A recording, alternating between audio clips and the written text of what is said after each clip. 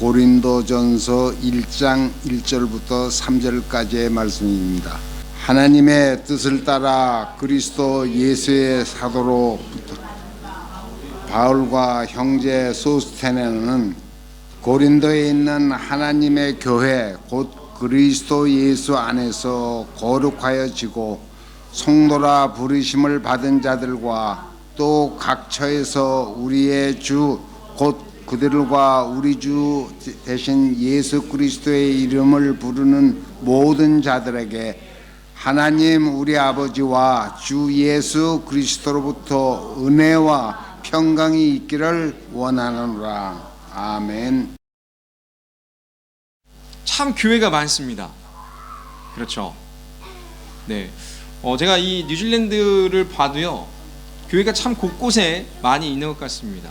특히 크라이스처치는 또 곳곳에 지역마다 많이 있습니다. 한국 교회도 마찬가지죠. 참 많은 교회가 존재하고 있죠. 그 중에 로고스 교회도 하나입니다. 사람들은 말하죠. 뭐라고 말할까요? 왜 이렇게 교회가 많습니까? 이렇게 이야기합니다. 이 뉴질랜드만 봐도요, 제가 듣기로는 오클랜드에만 100여 개의 교회가 있다라고 들었습니다. 이 크라이스처치에도 제가 아는 교회만 한 15개 정도가 되고 있습니다. 한인이 그렇게 많지도 않은데 왜 이렇게 많은 교회가 있어야 됩니까? 라는 이야기들을 하지요. 뭐 한인교회뿐만이 아닙니다. 모든 공동체가, 모든 교회가 그렇습니다. 왜 이렇게 교회가 많습니까? 이런 질문들을 합니다. 이 정도면 충분하지 않겠습니까? 뭐 더 이상 교회가 필요합니까? 더 이상 교회가 충분하기 때문에 더 이상 필요하지 않지 않습니까? 이렇게 이야기합니다. 그런 질문에 여러분은 뭐라고 대답하시겠습니까? 교회가 필요할까요? 네, 교회는 필요합니다. 그렇다면 왜 필요하겠습니까? 우리가 교회를 바라볼 때, 교회를 생각할 때 그냥 단순히 건물로만, 또 단순히 사람들이 커뮤니티, 어떤 이익 집단이나 어떤 생각이 맞는 사람들끼리 모여서 함께 신앙생활을 하기 위해 세워진 공동체, 그런 교회가 아니라는 이야기입니다. 왜 교회가 필요하겠습니까? 그것은 딱 한 가지 이유밖에 없다라는 것이죠. 왜요? 바로 복음이 필요한 곳에 그 교회가 있어야 하는 것입니다. 그러니까 교회의 존재는요, 복음의 증거가 되어야 된다는 것입니다. 복음이 필요한 곳은 어디겠습니까? 여러분이 서 있는 그곳이 바로 복음이 필요한 곳입니다. 우리 서두에 인사했죠. 당신 하나님의 교회입니다. 그렇다면 무슨 말이겠습니까? 여러분 한 사람 한 사람이 복음으로 살아가는 사람이 되어야 한다라는 것입니다. 복음이, 능력이 여러분 가운데 나타나야 한다라는 것입니다. 복음이 필요한 곳에 세워지는 교회, 오늘 말씀처럼 하나님의 교회가 세워져야 하는 것입니다. 하나님은요, 우리에게 말씀하셨습니다. 주님 우리 말씀하셨죠. 땅끝까지 증인이 되라고 말씀을 하십니다. 그렇다면 여러분과 제가 밟는 그 땅에서 복음이 증거되어야 합니다. 복음을 전하는 것, 이것은 하나님께서 우리에게 맡겨주신 사명입니다. 이곳에 많은 교회가 세워졌습니다. 그렇다면 무슨 말일까요? 그만큼 복음이 필요하다라는 것입니다. 많은 이들이 이 복음을 위해 살아가야 한다라는 것이죠. 복음으로 변화되어야 할 곳이기 때문에 그렇습니다. 때문에 저와 여러분을 이곳에 불러주신 것입니다. 이 먼 타국 땅, 먼 나라, 이 뉴질랜드, 또 특별히 크라이스처치로 보내주신 이유와 목적이 바로 그것이라는 거죠. 이 땅에 뭐가 필요하다고요? 복음이 필요하다라.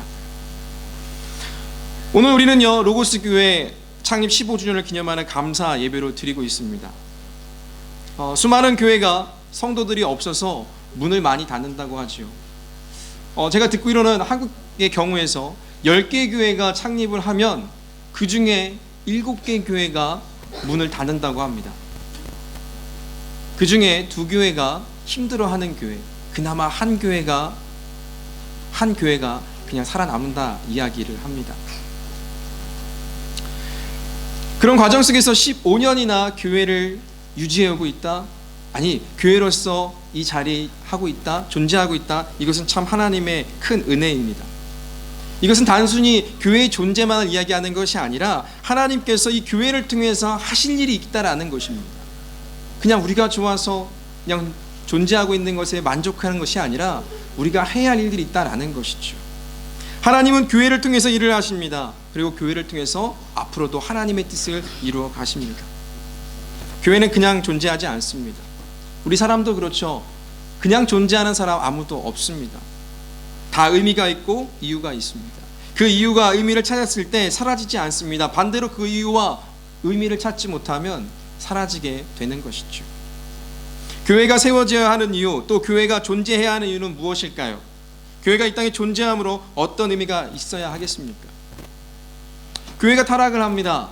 교회가 문제가 많죠. 교회가 비방거리가 됩니다. 구설수에 오릅니다. 욕을 먹더라도 교회가 이 땅에 어떤 의미가 있는지 알아야 교회가 온전한 모습, 건강한 모습, 정말 하나님이 기뻐하시는 그 교회의 모습을 우리가 나아갈 수 있다는 것입니다. 바울은요, 오늘 말씀 속에서 교회를 이렇게 정의합니다. 하나님의 교회는 그리스도 예수 안에서 거룩하여지고 성도라 부르심을 입은 자들, 이들이 하나님의 교회다라고 오늘 이 고린도전서 1장 2절 말씀에서 기록하고 있습니다. 저희는요, 아까도 말씀드렸지만 기독교에 대한 성결교회입니다. 성결교회 헌법에 보면 이렇게 이야기하고 있습니다. 교회는 하나님의 부르심을 입어서 예수를 구주로 믿는 자의 공동체로서 곧 그리스도의 몸이다, 이렇게 말씀하고 있습니다. 바울이 정리한 것과 다르지 않습니다. 즉 교회는요, 하나님의 부르심을 입은 사람들입니다. 우리가 하나님의 부르심을 입은 사람들로서 이 자리에 함께 있다, 이것이 바로 우리가 교회인 것이죠. 교회는요, 사람의 어떤 이익과 유익을 위해서 모인 집단이 아닙니다. 어떠한 사교적 모임, 친교적 모임도 아니라는 것이죠. 하나님의 부르심을 받은 자들입니다. 저와 여러분들이 한 사람 한 사람이 하나님의 부르심 가운데 이 자리에 있다라는 것입니다. 그 부르심에는요, 특별한 이유와 목적이 있습니다. 첫 번째는 어떤 것입니까? 우리를 하나님께서 부르신 이유는 예수 그리스도 안에서 거룩하게 부르셨다라는 것입니다. 저와 여러분 한 사람 한 사람을요, 거룩하게 부르셨다라는 것입니다. 왜요? 우리는요, 죄의 노예였습니다. 진노의 심판을 받을 수밖에 없는 그런 존재였습니다. 그런 저와 여러분들을 하나님의 자녀로 부르셨다라는 것, 우리를 의롭다라고 말씀해 주신 것, 이것이 하나님의 큰 은혜라는 것입니다. 그렇다면 우리가 하나님의 백성으로서, 하나님의 자녀로서 우리에게 주어진 이 삶을 하나님의 자녀로 성화의 삶을 살아가야 하는 것입니다. 이 성화는요, 우리 인간의 부패성으로 절대 이룰 수 없습니다. 우리의 본질상 진노의 자녀였던 우리의 모습으로는 절대로 이룰 수가 없다라는 것이죠. 하나님의 은혜가 필요한 것입니다. 성령께서 우리와 함께 하심으로 말미암아 이것이 죄구나, 이것이 잘못되었구나, 이것은 우리에게 거룩하지 못하게 하는구나 깨닫게 하십니다. 그리고 다시 주님 앞에 나아가게 합니다. 이것이 바로 성화의 삶이라는 것이죠. 우리 힘으로 이룰 수 없는 것입니다. 하나님의 은혜가 필요하고 하나님께 붙들림 바 되어야 하고 하나님 안에 거해야 하는 것입니다. 그래서 바울은 이야기하죠. 예수 그리스도 안에서 우리가 거룩해질 수 있다라고 말합니다. 그리스도 안에 거하는 삶을 살아야 됩니다. 왜? 예수님께서 이 땅에 오신 이유가 바로 그것 때문에 오셨습니다. 우리를 거룩해 하시려고, 우리를 죄 가운데서 구원해 주시려고. 그래서 예수 그리스도 안에 있는 삶만이 비로소 우리가 거룩하여지고 또 거룩한 삶으로서 하나님의 그 부르심이 무엇인지 또 알 수 있다라는 것입니다.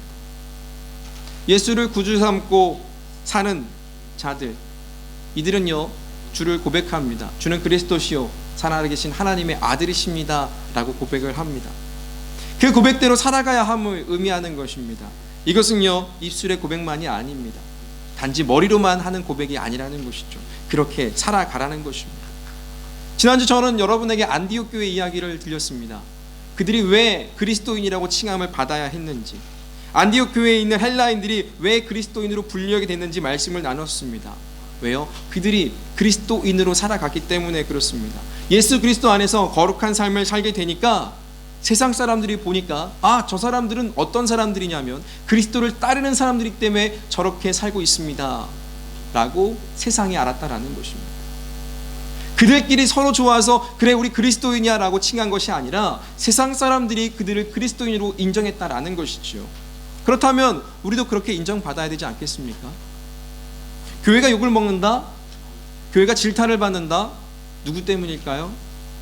그 예수를 따르는 저와 여러분에게 욕하는 것이고, 저와 여러분이 잘못했기 때문에, 잘못 신앙생활을 했기 때문에, 우리가 예수 안에서 거룩하여지지 않았기 때문에 그렇게 욕을 먹는 건 아닐까요? 하나님의 부르심을 입은 자들의 첫 번째 해야 될 것은 무엇일까요? 바울은 거룩하라고 이야기하는 것입니다. 하나님의 부르신 입은 사람들이 거룩한 삶을 살아가는 것입니다. 거룩한 삶은요, 단지 죄를 짓지 않는 것, 법을 어기지 않는 것에만 그치는 것이 아닙니다. 성화의 삶, 정결한 삶, 성결한 삶, 허물이 없고 깨끗한 삶만을 이야기하는 것이 아닙니다. 뭐라고요? 부르심에 입은 그 합당한 삶을 살아야 한다라는 것입니다. 합당한 삶은요, 실천을 이야기합니다. 행함을 요구한다라는 것이죠. 바울은 왜 불렀습니까? 1장 17절에 이렇게 이야기합니다. 함께 읽을까요? 그리스도께서 나를 보내심은 세례를 베풀려 하려 하심이 아니요 오직 복음을 전하게 하려 하심이로되 말의 지혜로 하지 아니함은 그리스도의 십자가가 헛되지 않게 하려 함이라. 아멘. 하나님이 바울을 부르신 것은요, 그를 통해서 복음을 증거하게 하심이었다는 겁니다. 하나님이 그 바울을 부르신 것을 바울이 깨달았습니다. 아, 내가 이제 이방인의 복음을 전하는 그릇으로 나를 세우셨구나. 그렇다면 여러분들이 또 제가 그 부르심에 입은 자들로서 바울과 같은 사명이 있다라는 것입니다. 하나님께서 자신의 아들을 십자가에서 화목제물로 기신 것은 그 복음이 증거되고 우리 죄인들을 하나님의 자녀 삼아 주시기 위해서, 하나님의 사랑을 깨닫게 하시기 위해서 그 예수 그리스도를 보내주셨다라는 것입니다. 그러니까 바울은 이야기하죠. 예수 그리스도의 은혜밖에 없다. 그 은혜가 나를 살게 한다. 내가 자랑할 것은 오직 그 십자가밖에 없다. 그가 그렇게 고백하고 있는 것입니다. 지금요, 바울은요, 이 말씀을 누구에게 하는 거냐면 예수 그리스도를 모르는, 생판 모르는 초신자들, 생판 모르는 믿지 않는 자들에게 하는 것이 절대 아니었습니다. 누구에게요? 고린도 교회 교인들에게 이야기하고 있는 것입니다. 이미 예수 그리스도의 복음을 아는 사람들이었습니다.